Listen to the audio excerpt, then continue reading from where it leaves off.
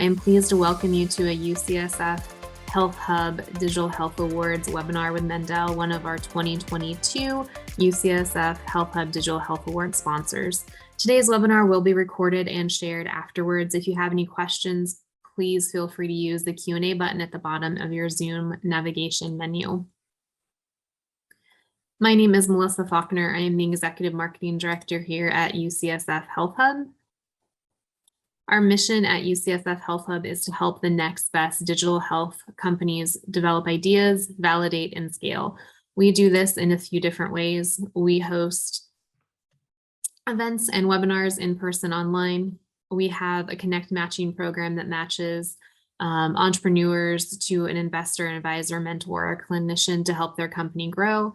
And last of all, we host the Digital Health Awards, which seeks to find the best in upcoming, most disruptive and impactful digital health companies in 10 different categories. We just announced our list of 120 amazing finalist companies, and our winners will be announced at our grand finale on November 14th at the Zeke nightclub in Resorts World on the Las Vegas Strip.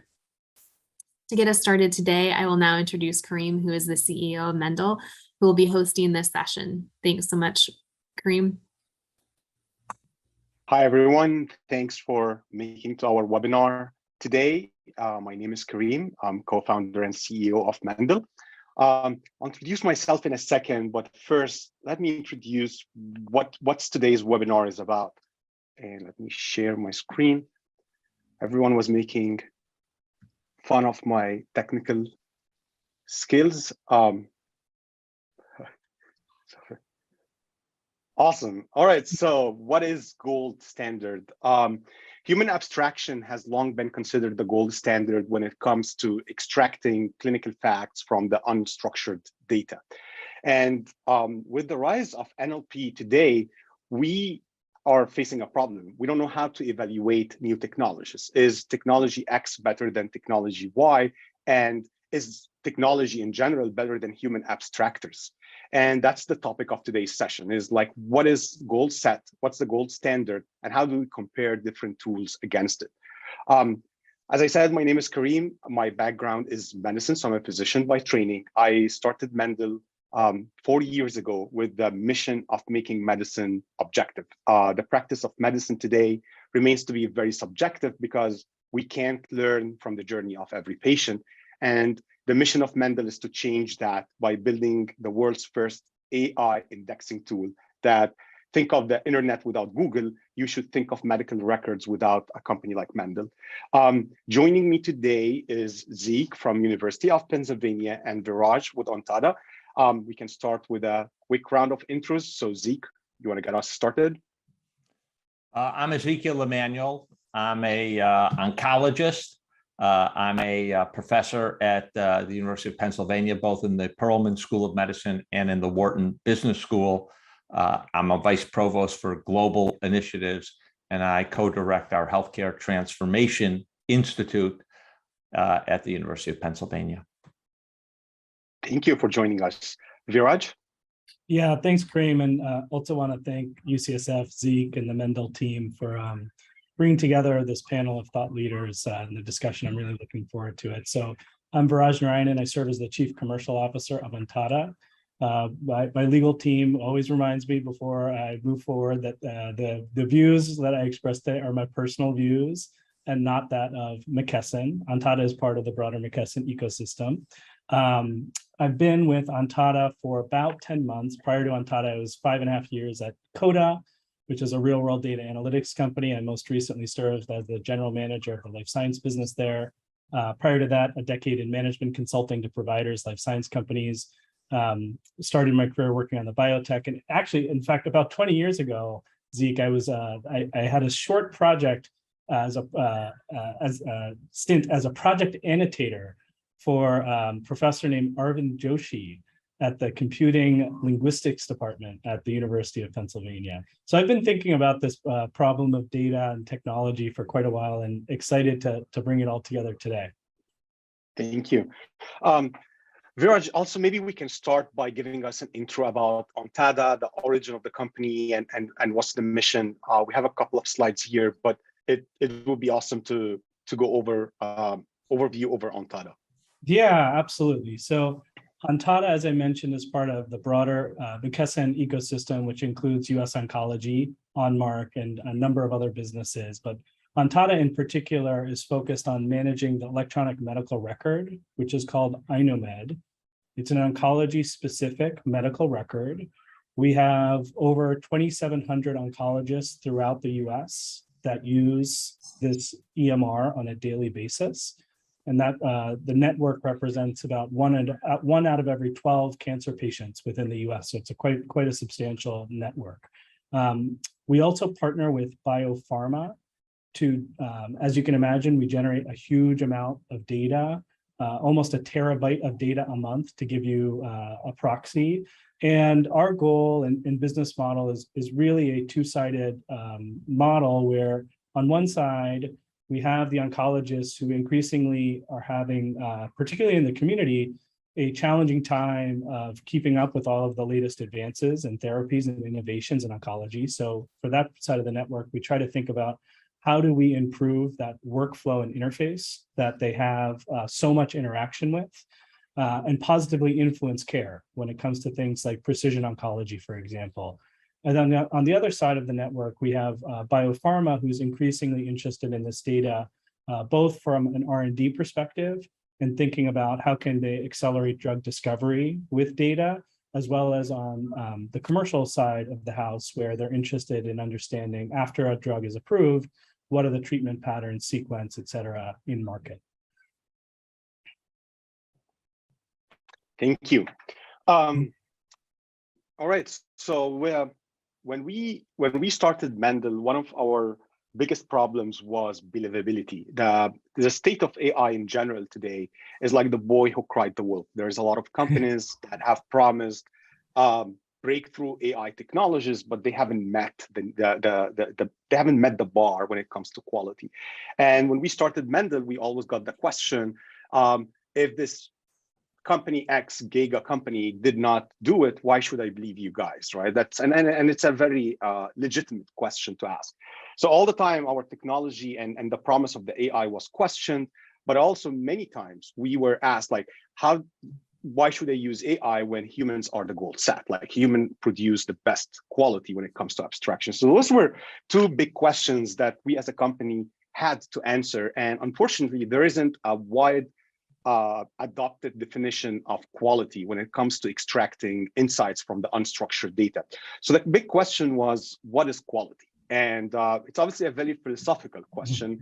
And that's the reason why I have this t-shirt today. But I was introduced to this book, Zen and the Art of Motorcycle Maintenance. And it's a very interesting book that basically deals with the question of what is quality? What is the definition of quality?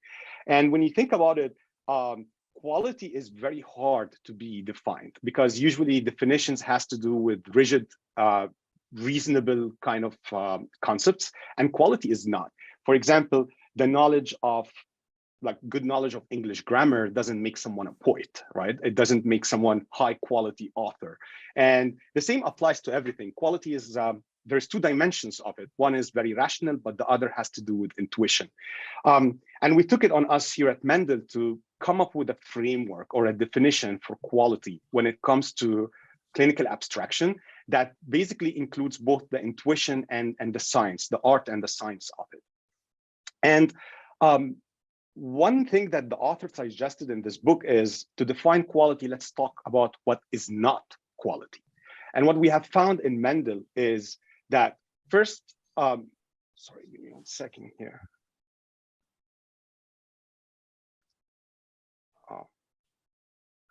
All right, I'm probably going to have to go over this here. What we have found here is that two humans abstracting a medical record doesn't actually constitute a goal set.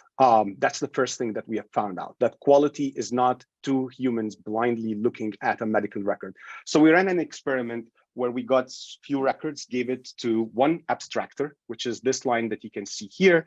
Then we gave it to two abstractors blindly and a third one to do adjudication. And then we did a third one where we had two abstractors plus an AI to review, like an AI output reviewed by 2 human abstractors and also adjudicated. And what we have found is actually 2 humans weren't performing as good as the output of 3. So the general thesis that if you get 2 humans to manually abstract a record blindly, you will get goal set is not true. What we have also found, the general thesis that humans are better than machines is not true, and that machines are better than humans are also not true. It actually depends on the endpoint. So what we have seen is endpoints like morphology. You find humans and AI actually matching each other when it comes to quality. When you look at things like medications, for example, you actually should expect the AI, like biomarkers tested or biomarkers, you actually see the AI doing better than humans. But on certain endpoints, both humans and AI actually weren't performing well. The third finding that we got was that acceptable quality isn't one size fits all. It actually depends on the data variable that you're extracting from the record. And we came up with this interesting framework where some endpoints are hard for both humans and AI. And those endpoints, if you look here, has to do with subjectivity, like outcome and response. 2 humans looking at a medical record may have a different sense of judgment. And that's, again, where the intuition piece comes into play. So this is a task that's hard for humans, and you should expect it to be hard for AI because it's, at the end of the day, trained by humans. So if 2 humans can't agree, you cannot expect the AI to do better than them. And then there's some endpoints that are actually very hard for humans, but fairly easy for the AI.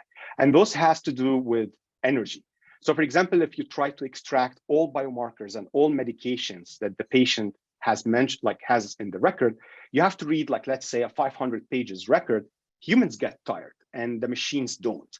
So this is a task where machines will outperform humans because machines are scalable and more efficient when it comes to energy spend.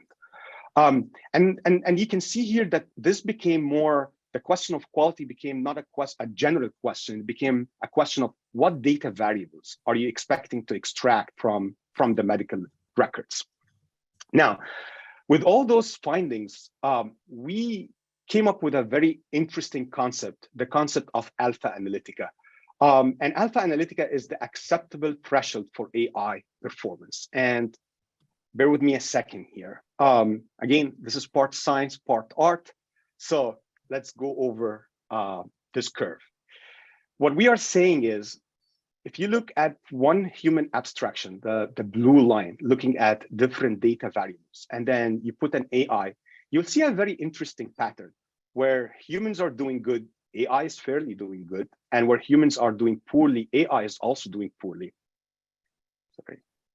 And what alpha analytica is, it's basically saying AI, if the AI is performing with an error with a 20% lesser accuracy than a human, that should be an acceptable threshold for 2 reasons. Reason A, because humans at the end of the day are doing 1,000 records, let's say, in a year. An AI can do 1,000 records in a minute. So does the scale, like the sample size, compensate for that error rate? That's one.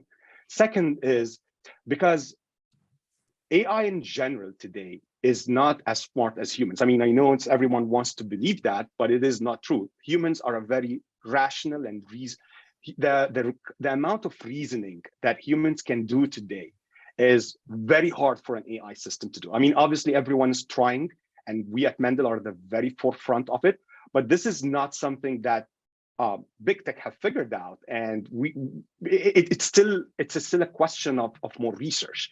So the expectation that the AI should outperform humans in everything is just not a reasonable expectation. So the question is, how far off from a human can it be acceptable for an AI to perform? And that's the concept of alpha analytica.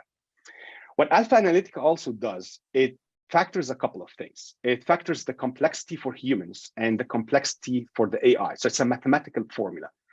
And that's the science piece of it.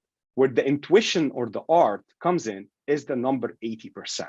So we always get, why is it not 90? Why is it not 70% of a human accuracy? And again, there isn't really a good answer here. That's where the intuition piece of quality comes into play. And we've chose 80% because it's not too far from what a human can do, and it's not also very poor.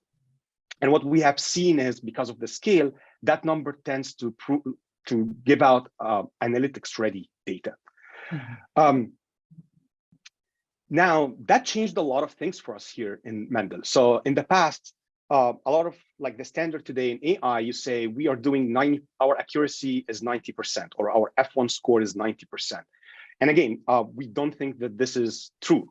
It's not one size fits all. Today, we give a quality report that works on the data variable level. So it's as granular as the data variable, where the AI target is the alpha analytica, and we show to the customer how did we perform. As you may see, in many cases, we are actually outperforming alpha analytica, or we are in line with it, or we are underperforming. And some endpoints are just generally very challenging for the AI. And what we're also able to show for the customer is the iterations, meaning any AI system is growing smarter by the day. And that's no exception here at Mendel. So a customer giving us data today probably is not going to be getting the same quality that they can get a year from now. And we're able to show the progress over time based on training on customer and other customers' data per endpoint. That level of transparency changed our business. So it's a well-known fact, people don't buy a drill, people buy the hole in the wall. Our customers are not buying AI. Our customers are buying data that can answer questions, and they want to understand, how good is this data? Where can I trust it? Where I cannot trust it? And the idea of surfacing some sort of a report that has a threshold and being transparent on where is good and where is bad has proven to be the best selling tool today, rather than talking about our IP and how proprietary the technology is. The question that we always get is like, but aren't you guys shooting yourselves in the foot? Because now you're saying that actually some endpoints are underperforming, and the answer is no. And the reason that's the case is you have to remember, even two humans can't do it. The only way you can get actually to gold is if you get the AI and the human to work together. Meaning, if you show that, if you come in here and if you come in here and you say, I actually want to get to the gold set, you have to look at, let's say, we look at those variables here, and you say, okay, we are underperforming at, let's say, surgery. Get humans to actually get humans to abstract that specific data variable. Mm-hmm. That is what's going to get us to a gold set. So a gold set is a collaboration between a machine and a human. The gold set is not done by a human, it's not done by a machine. It's actually a spectrum, and it's the collaboration between those two entities that actually can get us there. The very short version of it, without AI, you don't get gold set. Mm. And with AI only, you don't get gold set. With machines only, you don't also get to gold set. So that's a very brief presentation about how we think about quality and frameworks of quality here at Mendel. Some of this is early on work, and that's one of the reasons we wanted to engage the community and academia on thinking through that framework and rubric and getting feedback early on. With that, happy to start the panel discussion. And maybe I can start with Zeke and ask the question, how do you define quality in clinical data today? How do you define a quality of a manually abstract or an abstracted record in general? Well, it really depends upon what you're trying to achieve in the setting that you're placed. So I remember very well when I was training at the Dana-Farber Cancer Institute, or I was working in the new patient clinic, and I would get basically 250 pages of past medical history for a patient presenting with either breast cancer or recurrent breast cancer. And you'd have to go through, and there are particular details I wanted to know. What was the original diagnosis? What was the stage? What were the tumor markers? What chemotherapy? How many regimens? How long did the patient go before recurrence, if it was a recurrent case? Where did it recur? What were the tumor markers at that point? what subsequent chemotherapies did the patient have, when the patient's showing up, have they been on any experimental therapies, what's their performance status. So, and going through 250 pages would take, as you point out, a long time to extract all that information. And you had a rubric in your head of the kind of detail of past medical history that you needed to know to make intelligent clinical recommendations to the patient. On the flip side, if you're trying to enroll a patient in a clinical study, right, you need to know what the inclusion criteria are, and you need to be able to extract from the patient record those clinical inclusion criteria. And getting that information is critical. So on the one hand, you have this pot. I don't need everything, right? I need to understand what the previous history is, any comorbidities also. That's the clinical setting, and what would the patient be ready for at this point? What could I add? In the research setting, you're trying to see, does this patient qualify for this clinical trial, yay or nay? And you try to do that fast. So I think that's, you need the quality standard for the particular circumstance in which you're working. Let me add one other thing, Karim, which is at this point in evolution of medical care and new therapies, we have, I don't know, the last I looked, over 600 treatments in clinical trials for oncology, in human clinical trials for oncology. The big rate limiting step is identification and enrollment of patients in trials. And the big rate limiting step for all the companies and also the people running cooperative group trials is identification of potentially eligible patients. And I think lots of progress could be had if we had suddenly a pool. You could say, here are 10,000 patients that are eligible, fulfill the eligibility criteria for your trial. And, whatever it is, 34 of them are at your institution. X number are at different institutions that you have relationships with. That makes could shorten substantially the enrollment period if you had a pool of eligible people that you could identify and go after. And everyone knows that, enrollment takes a very long time. And it's really because of this problem of identifying potentially eligible patients for clinical trials, where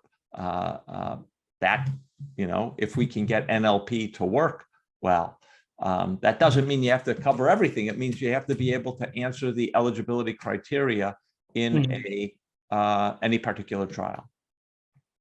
But for other use cases, say like comparative effectiveness or real-world evidence or post-approval studies, all those other kind of use cases where you have to answer some sort of a clinical question, would you rather have a sample of 1,000 patients with very minimal errors, or a sample of 100,000 patients, 200,000 patients, not with a lot of errors, but with relatively more errors than a smaller sample? And in other words, is quality a function of sample size and accuracy, or only accuracy? No, sample size matters. It matters a lot. And we know this, if I flip hats, I'm no longer an oncologist, I'm a health policy guy. We know this in the health policy world, right? Yeah. Where if you don't, if you have, as it were, an approximate, within 90, 95%, the cost data, that's, pretty accurate enough. And if you have that on millions of patients as opposed to a few thousand patients, it's better. And then you can substitute sometimes the millions of patients where you have 90% accuracy with a few thousand patients where you have 100% accuracy, and figure out where the delta is, what is the particular elements that I'm missing or consistently missing. But I think your dilemma is a little bit of a false choice if in general, I think if I said, gave to a drug company, here's 10,000 patients, we're 90% sure qualify, that would be worth a lot of gold. Then they could call the patient, see if they're eligible, and then go through a very short list. So I think, as you point out, it's not necessarily either machine or human, right? And we don't know what the optimal combination is, but I think working at the optimal combination of, here's a potential pool given the machine, here's the refinement. Once the baseline is done by humans, is probably optimal and certainly much more efficient than me going through 250 pages of written, or even EHR notes, but having to go through the text to look for what's the stage of this patient, how many, what's a performance status, things that we don't necessarily have in a structured format. Mm-hmm. Viraj, you're on the forefront of commercializing like unstructured data. How is the market thinking of quality? What are you hearing from your customers, life sciences? What are their expectations? And is the way that Janssen thinks of quality different than the way that the Roche or Pfizer thinks of quality, for example? Yeah, well, it's interesting as part of some of the opening comments you stated related to the practice of medicine. So I'm a decision scientist by training, MBA. And, a decision scientist view on this is you actually go to a doctor, because you trust their bias, you trust their judgment. And it isn't actually necessarily objective, but I know collectively as a field, we're trying to create this evidence generation. But at the end of the day, as a patient, if you're going to Dr. A or B, inherently there's something you trust about how they make decisions, which is different from A or B. So I think that's an interesting nuance. Part of the fundamental issue here is acknowledging just how the healthcare system in the US is set up in electronic medical records, where the majority of information that is inputted that is clinically relevant is not in the structured fields, it is in the unstructured fields. And so if you think about that as the primary interface that the doctors are working with, step one is, well, what can you do about that? Is there anything you can do about that? And so related to answering that question, the way we think about it is, how do we partner with the doctors to better inform the storefront, if you will, that they're interfacing with, to get more accurate and relevant information inputted upfront? Because if we can do that, we can cut out some of the pain of the situation. Then the second part of the question is, how do you meet the healthcare system where it is, acknowledging that things are probably not going to change and we need to harness this information. So as you showed in your presentation, a lot of this information, whether it's a response to treatment, biomarkers or treatment discontinuation, is in the unstructured fields. And the reality is, to get to scale, as you were talking about, you could throw a lot of human clinically trained abstractors at this, but it could take hours. Zeke, thinking back to the example you gave, it could take hours to do a single chart. And so there's now these methods, and technology companies like Mendel have really advanced these kinds of technology methods, ML, NLP, AI. And as we've experimented internally with our own lingomatics, it's clear that there is a lot of variability across certain data elements, like you were pointing out, a biomarker versus response to treatment. But internally, when we run those experiments, if you will, we still maintain a gold standard. And for us, it is the annotators. We still use the clinical annotators for that whatever we're isolating for. And we have to do a comparison, because in the absence of that, we don't really have a point of view on how accurate they are. So we still do that today. Now, circling back to your question about the gold standard of a Roche versus a Janssen, I do very much think it depends. Because if you think about, let's say, the commercial side of biopharma, they're interested in things like velocity, so high data that's coming very rapidly, and they like breadth. They want as much scale or volume as possible. Do they care about accuracy as much? I would argue no. So there could be a different standard for that kind of use case versus if you're thinking about an R&D biopharma use case where you're trying to isolate a subset of patients for analysis that requires deeper data for a smaller subset of patients where accuracy really matters, particularly if they're thinking about potentially taking it to a regulator for a decision, for example. And I think it's interesting because there is a bifurcation based on the use case. And the other thing that Zeke pointed out that I thought was really interesting and worth acknowledging is clinical trials design has dramatically changed over the past 10 years, where we used to be in oncology enrolling 5,000 patient, 10,000 patient trials. Drugs are now getting approved with 100, 200 patients. And so being able to identify those patients at the right time has become increasingly harder to do because of the narrowness of the practice of medicine, which is a good thing, but it's also a challenge that we're confronted with. So Zeke, how does the regulator today assesses quality of data that's being submitted for regulatory kind of applications?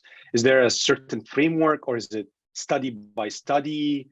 How does the FDA think about it?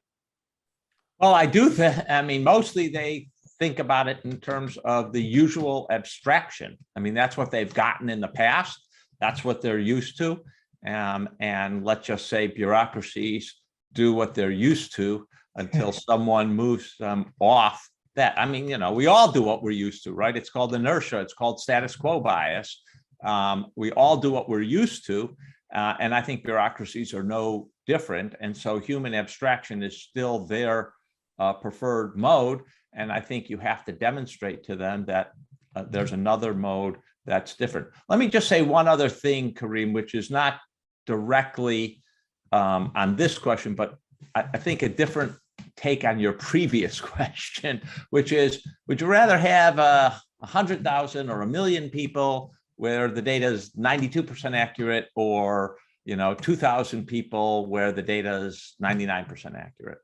And one of the advantages of having large numbers, especially if you can push it into the millions, is that observational data is way more valuable if you're looking at the real world. Because if you want to see how a drug works with a multitude of patients who have comorbidities like they do in the real world, one of the problems, age-old problem of cancer and all clinical trials is, we take out people who have, marginal renal function or marginal liver function or whatever, because we don't want to cause harm by the clinical trial. On the other hand, once you license the drug, once it's, approved for marketing, lots of people who have marginal renal function, marginal liver function get the drug. And we don't have good data on that. And so if we had observational data on millions that we could then look at, we would have patients who are getting this drug in their chemotherapy, but also have CHF, but also have COPD, but also have diabetes. And so having, say, a couple of million people as opposed to a couple of thousand people who we have observational data on will add the richness, I think, as was pointed out, having a lot of data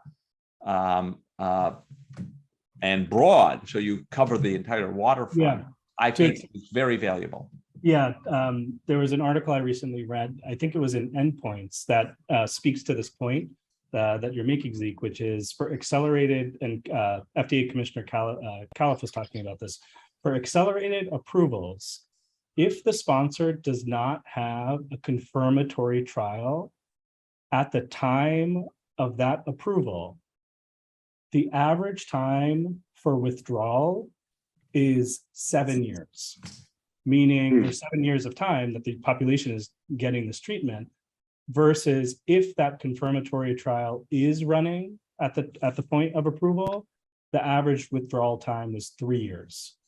that's significant amount of difference that the general population gets sort of impacted, if you will, by the lack of confirmatory evidence after a drug is approved. Yep.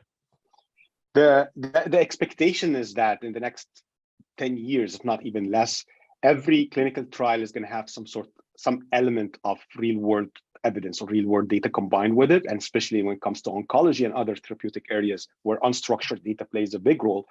The FDA is going to have to answer the question of what is acceptable. One of our clients, we submitted data and they were like, do you think the FDA is going to accept it? And I was like, what is the accuracy rate that you want? He said, let me Google it. And it was funny because there wasn't like really a way of figuring it out, but then they actually Googled it and got no answer, right? So I think that the question of answering what is acceptable is going to be important, and also making sure that that thesis that human abstraction is the gold standard is just not simply true, and has to change.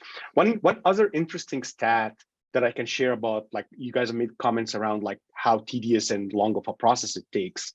It's also very expensive.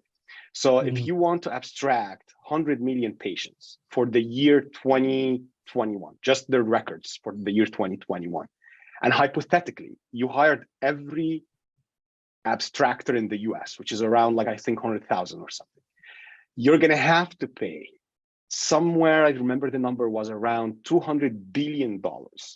And you're going to have to wait 25 years. That's how long it's going to take them to abstract just one single year. So in 25 years from now, we're going to know what happened in 2021 after spending $250 million, which is just not simply a practical solution. And the only way is if we start kind of putting systems around the AI. But Viraj made a comment that when it comes to some commercial applications, velocity is a key, accuracy is not. But is that like, to what extent? Is it like, to what extent is accuracy kind of acceptable for use cases where velocity is a key? Yeah, I don't know if there's a clear answer for that.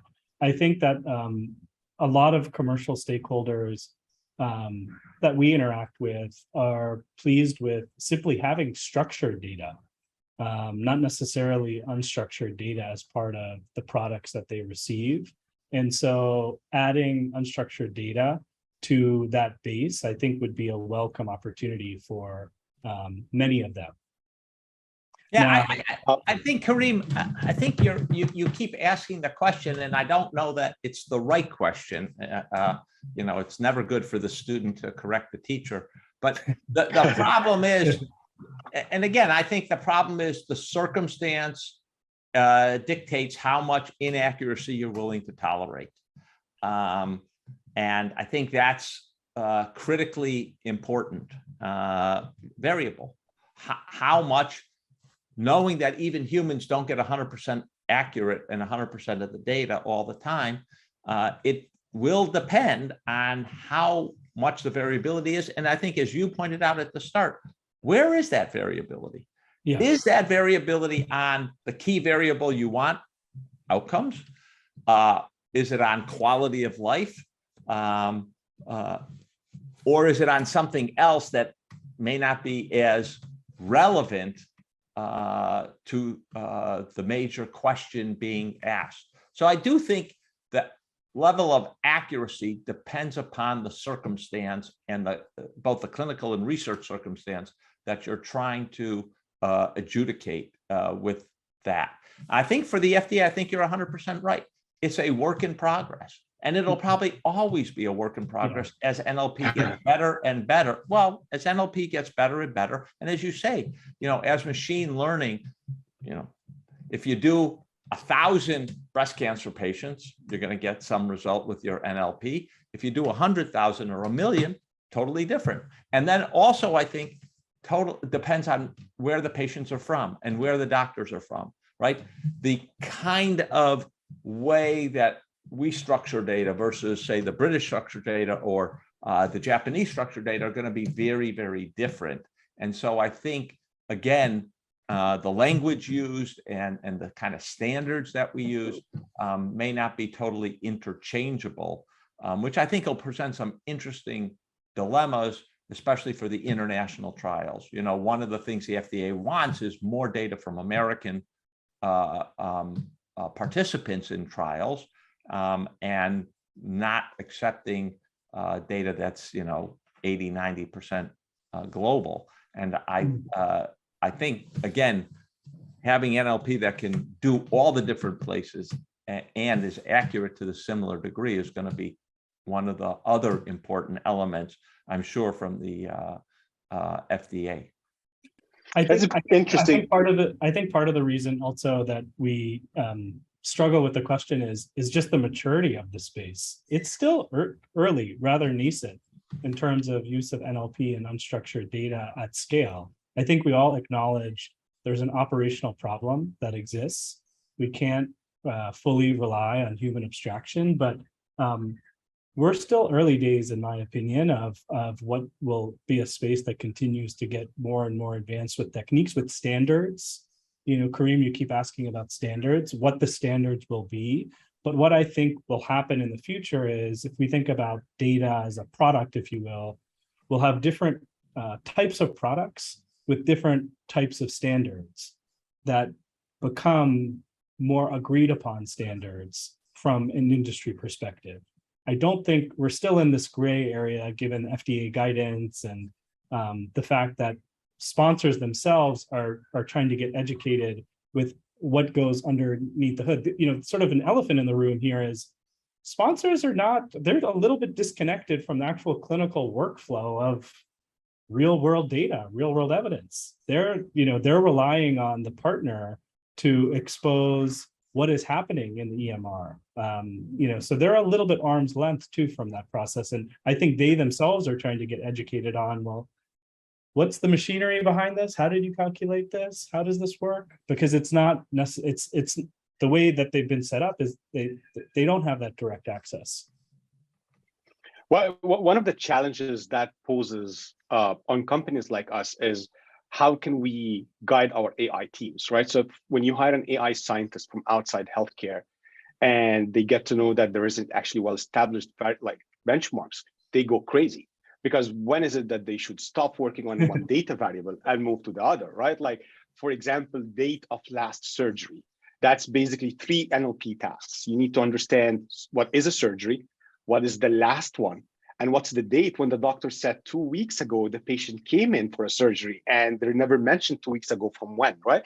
So this is like 3 different data variables and pretty complex task. Should be 60% accuracy is the end, like the finish line, let's move on to the next one? Or should they spend the next decade kind of working on that one single data variable, right? Just to answer. So it's an interesting challenge even for AI companies on how to govern their R&D efforts and in which direction they should go on. Welcome to the club. To that, yeah, healthcare is not easy for technologists to understand. To that extent, is there certain data variables, Zeke, that you believe, especially in oncology, should be a top priority for any kind of project to include? Is they like time, dates, or outcomes? Is there like certain set of data that's like must to have? You know, I went through at the start. This is certainly not exhaustive. I'm standing on one foot, right? You want to know the past chemotherapies the patient had. You want to know how many rounds they got of it. You want to know what their response was to it in terms of, you know, tumor shrinkage or and how long that lasted. You want to know their performance status now, stage at original diagnosis. And I think it's also important, I would say, Karim, you know, you actually give a very good example. Do I need to know that it's whatever it is, October 27th, 2022 that you got the operation, or is October 2022 good enough? Probably October 22 is good enough, right? I don't need the date and the time that surgery started or concluded. So I think, again, the wiggle room around these things is possible, you know, and I need to know 6 cycles of X, and commenced in January, ended in June. I don't necessarily need the day of every, and I need to know, were any postponed because of side effects, low counts, or whatever the complication was. So I think that's the level that's necessary. The other thing that is important is the degree of, or what side effects patients had and how severe those side effects were. There's a standardized protocol for that. Not everyone records on the standardized protocol. So being able to, assess that from the record, I think is going to be another big challenge, because drug companies do have to report, how severe were those side effects. It seems like the intuition piece of the quality equation here is higher than the science piece out of it, actually. Well, the science piece, look, the science piece is relatively easy for you. It's the intuition piece that's relatively hard for you. And by the way, it's not just hard for the machines, it's also hard for the people, right? Yeah. Viraj, any interesting projects that you guys have been working on using the unstructured data with your customers lately? This is an area that we are consistently looking at from a scale perspective. That's one of our primary objectives, is how do you scale and get value from large data sets? And so a lot of the internal operational metrics we look at are things like, okay, on average, if you were to use a human to do a full chart, how long would it take? We run a little experiment with NLP for biomarkers. We can chip away 5% of that chart time. And so that's where we're spending a lot of our energy internally. And then externally, we're interested in some of the use cases that could potentially accelerate things for point of care. So whether that be a patient being eligible for a clinical trial based on criteria found in data, or whether that be a patient that should be receiving a certain kind of test, a biomarker test, for example. And so those are a couple of examples of some of the external use cases. And Zeke, I know, of course I know, Mendel is working with UPenn on an interesting study to kind of better understand how to think about AI versus humans when it comes to that. Do you want to give the audience some more details on that? Yeah, well, our thinking is that what we need is a head-to-head trial of people versus machine. We've been doing these trials in various areas, famous trials in the 1850s of human versus machine in laying railroad track. And so we've always had this sort of competition, how well can the machine do? So we are thinking about a 4-arm trial, taking clinical cases in one cancer and looking at machine, looking at 2 human abstractors, looking at machine and human abstractors, and then looking at other abstract, not just Mendel technology, but comparing it to other technologies on the same group of cases. And I think the question is, how good are they? How accurate, and also what's the time savings? I think, as you point out, it may well be that 2 humans are looking at the same record, are the gold standard, but that may take a long time. That may take, an hour per record, whereas, a machine using NLP might literally take a minute or less than a minute. And time is valuable. One of my mantras of the moment is, when you have a problem today in healthcare, you just can't throw people at it. There aren't any people, right? I mean, we have what is it? About 9% of all jobs in healthcare are unfilled. We have burnout everywhere. So you can't just throw people at it. So I've been advocating that we need to think of more automation in the system. And so both being able to supplant people, because we just don't have them, and being able to do it faster is exceedingly very valuable. And then, as you point out, we're going to know something about where the machine does better than the people and the people do better than the machine. And therefore, where if the machine works, we can get the people to supplement the machine and probably get the best of all worlds. And then the question is, how good is it? Is it 100% of all the information we want for determining eligibility in a clinical trial? Or is it, 98, even under those circumstances? And we're just never going to get to 100%, which is probably fine. We're very excited about this study. And I'm also very, we had a very interesting board meeting. We're like, hey, we want to sponsor a study where we're comparing ourselves against other companies and against humans, and we're setting a benchmark for the industry. And it's a fortunate thing to have like a company where everyone from employees to the board is supportive towards just not investing in commercial and product, but also investing in the market and making sure that we're helping the industry answer that question: what is good? Like, what is good looking like? And thank you, Zeke, for working with us on designing this study and working on it. Any final notes, Viraj, before we open the floor for questions?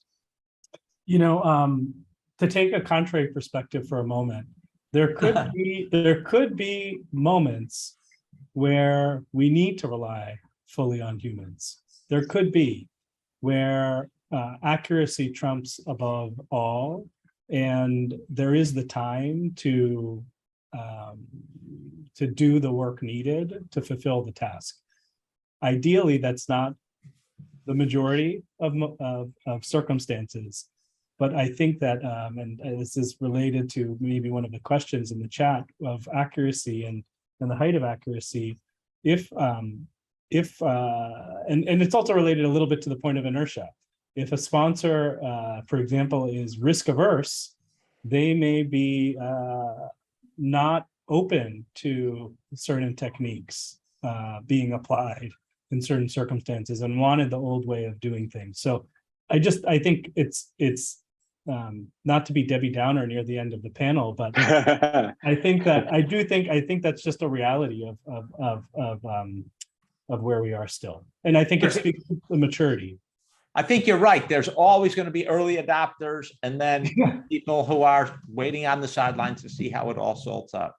That's, again, just the nature of the circumstance. And those early adopters are true in farming, where that notion of early adopters started, as well as medicine and clearly among drug companies.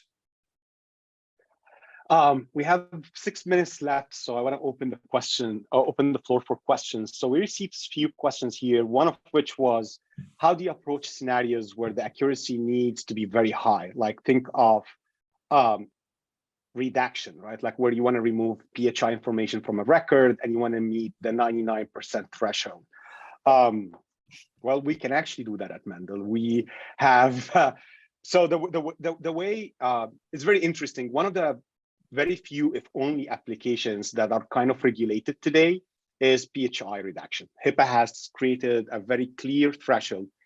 The tolerance rate is 1%. So in a given data set, their tolerance rate to call it a safe data set or like to be in the safe harbor is if you have an error rate of 1%.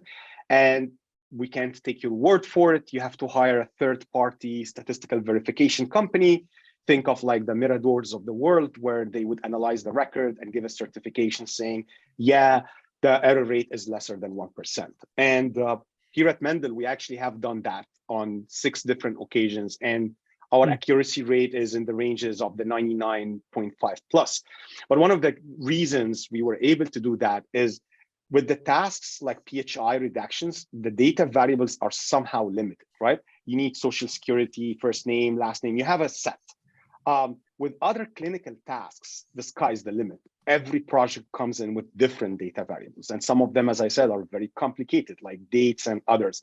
So I think it really depends on the use case, but it's also, there is a lesson to be learned from that PHI redaction, because it kind of created a finish line, which makes it easier for AI companies to strive towards. And that's what we also want to do on the clinical applications side of things.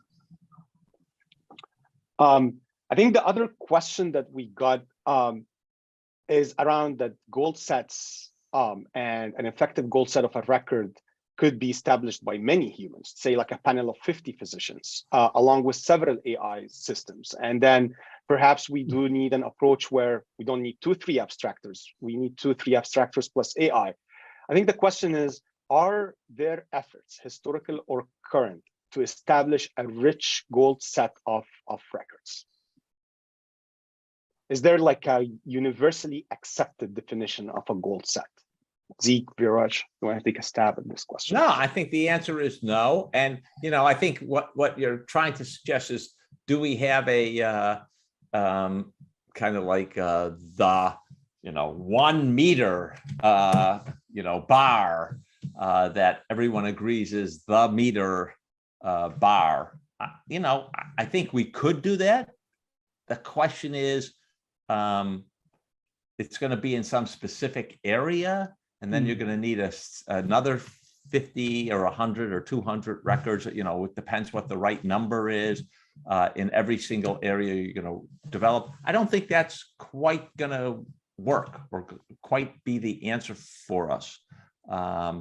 So I'm not sure having 50 people go over 200 records is the right answer, is going to establish what we need, because it would be too laborious to do it for all the kind of clinical cases. Even in cancer, it would be very laborious given the number of different kinds of cancers. One last question we have here. How is Ontada processing its unstructured data today? What have you tried to date? We've used a combination of human and technology-based solutions. So we have a clinically trained workforce that goes through a set of quality training and measures things like inter-rater reliability, double-blind abstraction, all of the methods and standards that have been established for human abstraction. And then we have a combination of that with technology forward approach, where we're experimenting and looking at ways at doing things like pre-population at a basic level, to maybe the next level being guided abstraction. So, hey, look here for a fact. And then I would say the third level is actually obtaining the fact or understanding the context. So we think that the field has advanced over the past 3 to 5 years, and technology should play a critical role, especially as we think about scale. Awesome. Right on time, 1:59. Thank you so much for taking the time today for the webinar. Thank you, Zeke. Thank you, Viraj. Thanks for all the folks who have attended. If you like my t-shirt, send us a note on the website. We will ship you one. But thank you again. Thank you for taking the time. Thank you guys Thank you. so much.